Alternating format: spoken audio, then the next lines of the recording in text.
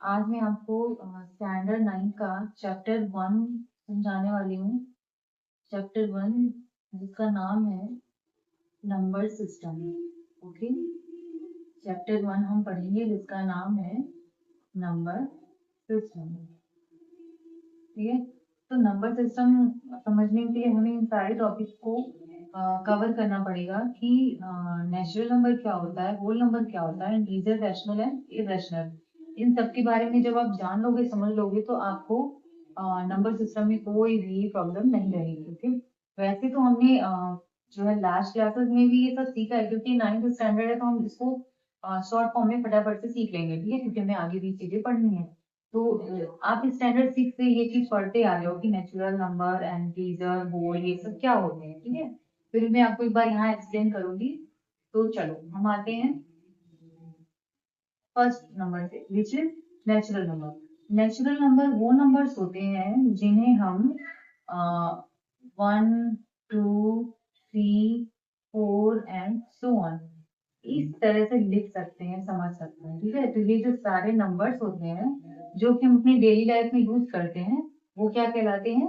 Natural number. ठीक है, और हम नेचुरल नंबर को डिनोट करते हैं जैसे एन, कैपिटल एन से। ठीक है ना, ये डिनोट लिखा है। नेचुरल नंबर्स को आप कैसे डिनोट करते हो? कैपिटल एन से, जो कि आप यहाँ से याद रख सकते हो कि नेचुरल नंबर जो नेचुरल एन से स्टार्ट हो रहा है तो वो कैपिटल एन से डिनोटेड है। ठीक है, जो भी नंबर्स। अब हम आते हैं होल नंबर्स। तो देखो ये बहुत ही ज्यादा सिंपल है। आपको क्या करना है, सारे नेचुरल नंबर्स लिख लेंगे। सारे तो नहीं लिख सकते हम क्योंकि ये इनफाइनाइट होता है, तो जितने भी हम लिख सकते हैं उतना लिख सकते हैं। ठीक है ना, लिख लेंगे। मैंने 5 तक लिख लिया नेचुरल नंबर। अब अगर मैं इसके आगे जीरो भी रख लेती हूँ तो ये क्या हो जाता है? होल नंबर बन जाता है ना। कितना सिंपल है। नेचुरल नंबर में अगर हम जीरो भी ले लेंगे तो वो क्या बन जाएगा? Whole number. ठीक है, और होल नंबर को हम किससे डिनोट करते हैं? Capital W. ठीक है, क्योंकि ये होल है ना, होल आप पढ़ सकते हो, ये होल नंबर है तो ये डब्ल्यू से डिनोटेड हो रहा है। ठीक है ना, ये रहा।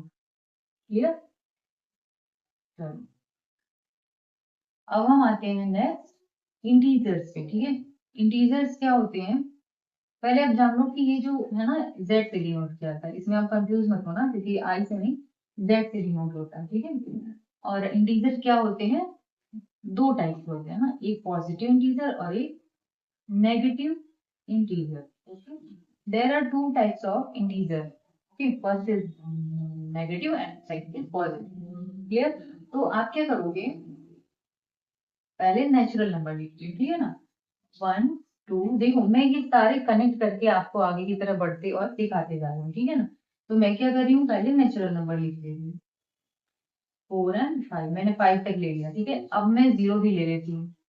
तो पहले मैंने नेचुरल, ये नंबर नेचुरल हो गए और जीरो भी लिख लिया तो क्या हो गए? होल नंबर, जो कि हमने पहले समझ लिया। ठीक है, अब मैं क्या करती हूँ कि जितने भी नेचुरल नंबर आपने लिए हैं उनका नेगेटिव फॉर्म भी ले लो। ठीक है ना, 01, 02, 03 एंड सो ऑन। ओके, तो अब ये जो सिस्टम बना है ये क्या कहलाता है? इंटीजर कहलाता है।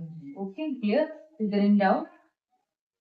मैंने क्या किया, जितने भी नंबर पॉजिटिव से लेके नेगेटिव तक के होते हैं वो क्या कहलाते हैं? इंटीजर।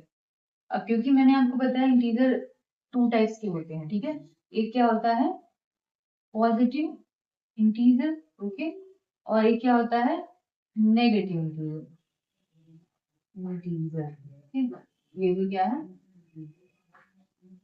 तो देखो, अब हम देखेंगे कि पॉजिटिव इंटीजर क्या है, नेगेटिव इंटीजर। ये बहुत ही सिंपल है। जब आप नेगेटिव नंबर्स लोगे तो वो नेगेटिव इंटीजर में आ जाएगा, जब आप पॉजिटिव नंबर्स लोगे तो वो क्या आ जाएगा? पॉजिटिव इंटीजर में। Okay, is there any doubt? चलो इसके कुछ एग्जांपल्स हम लिख लेते हैं। -3, -5, -2 एक्सेट्रा। ठीक है, कोई भी नंबर अगर नेगेटिव साइन के साथ आता है तो वो क्या कहलाता है? Negative integer. एंड हम तो जानते हैं कि कोई भी नंबर अगर लिखा जा रहा है, अगर 1 लिखा है तो इसमें साइलेंटली पॉजिटिव क्या है? छुपा हुआ है। ठीक है, और तो हम इसे प्लस को लिखते नहीं है।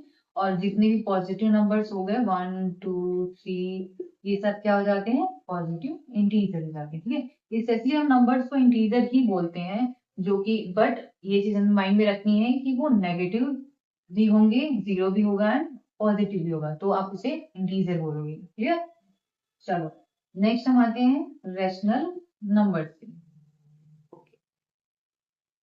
तो हम देखते हैं रैशनल नंबर क्या होता है। इससे मैं थोड़ा इरेज कर देती हूँ ताकि क्लीन रहे हमारा बोर्ड। इसका एग्जाम्पल भी मैं आपके लिए लिख देती हूँ जिससे कि आपको कंफ्यूजन ना हो। ओके,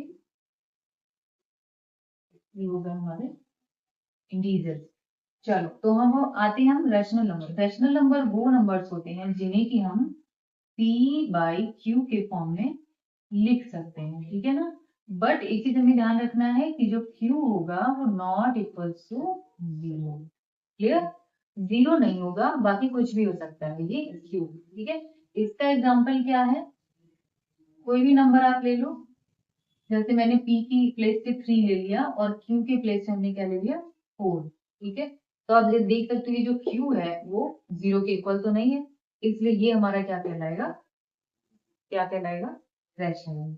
यस, इसके और भी सारे। अब आप एक चीज और जान सकते हो कि मैंने आपको बोला q जो है वो 0 के बराबर नहीं होगा और बाकी तो वो कुछ भी हो सकता है, ठीक है। इंटीजर, कोई भी इंटीजर हो सकता है, पॉजिटिव नेगेटिव दोनों, ठीक है। तो मैं अगर यहाँ पे 3/4 ये नेगेटिव साइन लिखती हूँ तो ये भी रैशनल नंबर हो जाता है, क्लियर।